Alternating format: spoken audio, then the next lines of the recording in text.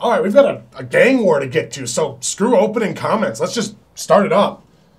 So we start back in the library with an exhausted Yukine who apparently gave all of the caffeine to Tomoya and Nagisa, even though she didn't sleep at all the night before. Either that, or she's one of those people who hates coffee. What are they called again? Al-Qaeda? Ugh. Anyway, this leads to a weird situation where Nagisa basically forces Yukine to sleep on Tomoya's lap because now he's the fake Kazuto? I don't know, it's awkward. That feels so nice. Wow. How often do you lay your head on another guy's junk? You know what? Don't answer that. Just skip to the next scene. Next time, why don't you sleep on my lap instead? The next scene.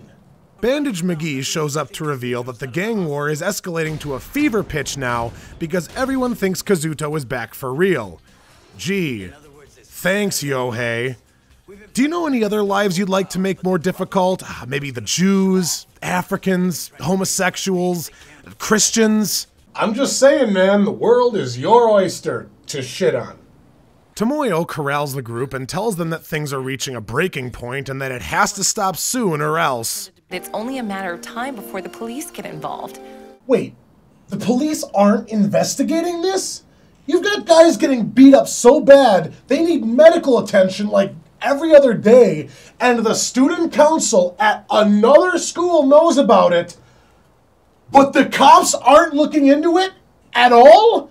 What are they, sitting on the side of the highway jacking it to their radar guns? Stinks like sex in here.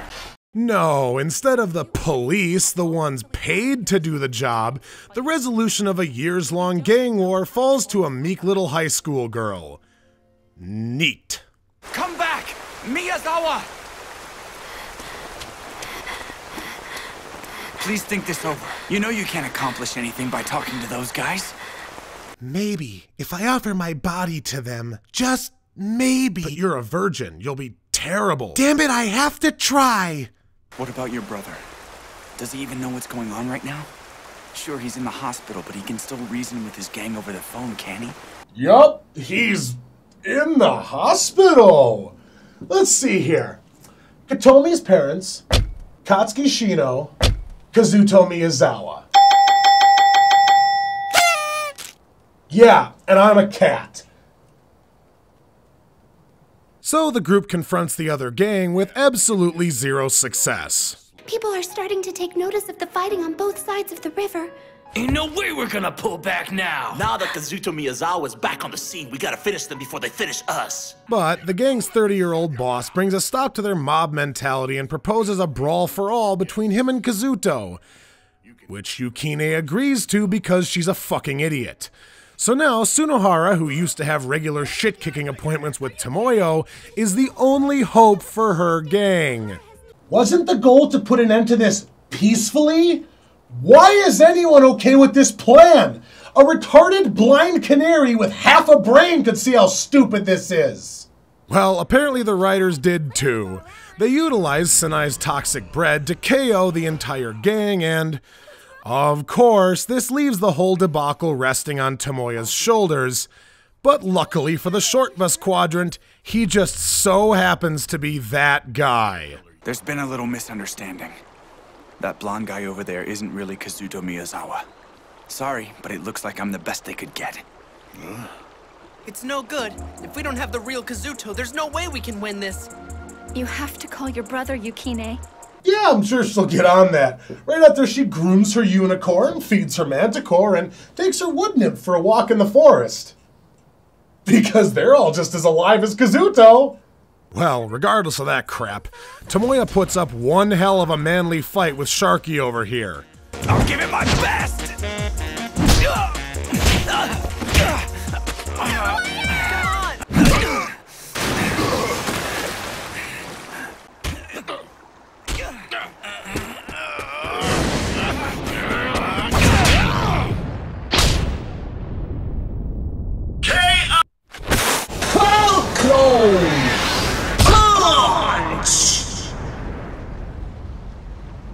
Holy injured shoulder, Batman!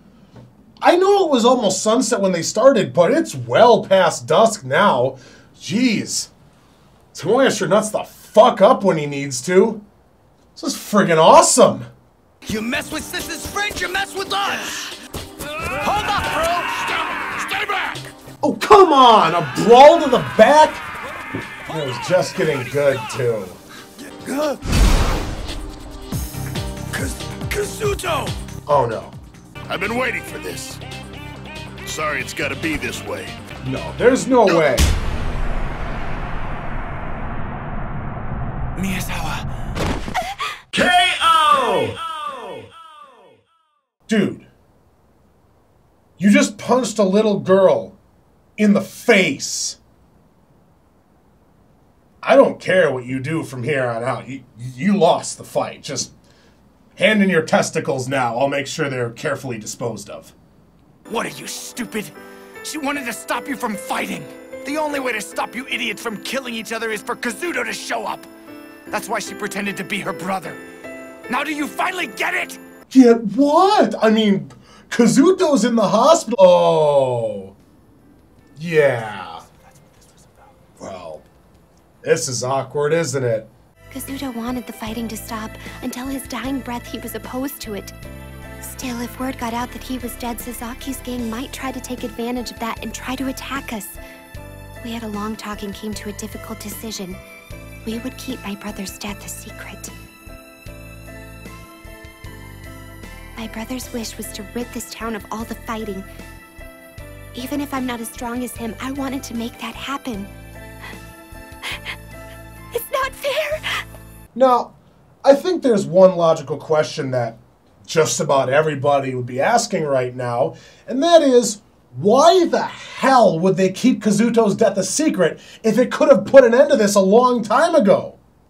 Well, because this show doesn't really have plot holes, it's already given you a great answer. Whether Kazuto was hospitalized indefinitely or dead doesn't matter. The fighting went on anyway.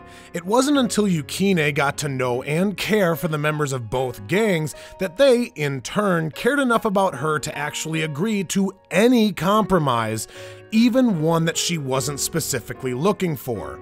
That took years of work, with Yukine coming out of her shell and working as hard as possible to make it happen. And the compromise they agreed to was that if they could have one final fight with Kazuto, then it would all be settled. Now, and only now, are they actually willing to set their rivalry aside. My guess is that if she would have tried this any earlier, she would have gotten about as much attention as Mrs. Brisby got from the rats of Nim. She's not one of us. What's the meaning of this? Send her away! But really, even trying for something like this is also way outside the bounds of what Yukine wanted to do, and she only goes this far because it's the only option left. She's not a confrontational person, but she demonstrates a lot more maturity than a lot of people I know exhibit when confronted with a situation they don't want to be in, and she faces her no-win scenario like an adult. Hell, like a hero. That's why this is finally the time when the gangs are willing to make peace.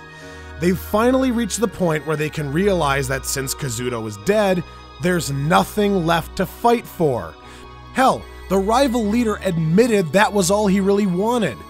And that's why this actually works in the story the show built.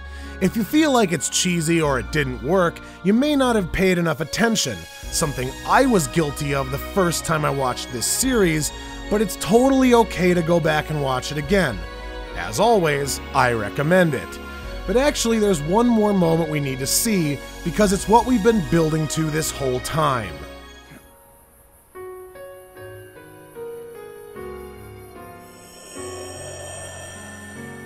There's a famous folklore story in this town. Perhaps you've heard it? Whenever something good happens or someone achieves true happiness, an orb of light appears in the sky. Sound familiar? There's a charm, and in it is a shining light. Yup. That's right, the orbs of light. I'd like to explain them further, but that would spoil the end of the series. However, the wish-granting part of them is official now. We know for sure that the fake Katsuki had one, and that he used it to grant the real Katsuki's Shima's wish and make Misai happy. But anyway, that's all for now. I'm so grateful to have this happiness at long last. I'm so grateful to have these friends to support me.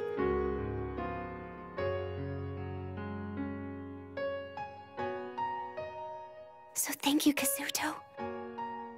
I hope you're watching. Well, that's it. No more stalling, no more distractions, no more shenanigans, and unfortunately, no more fun. Yeah, it's about to get real serious from here on out.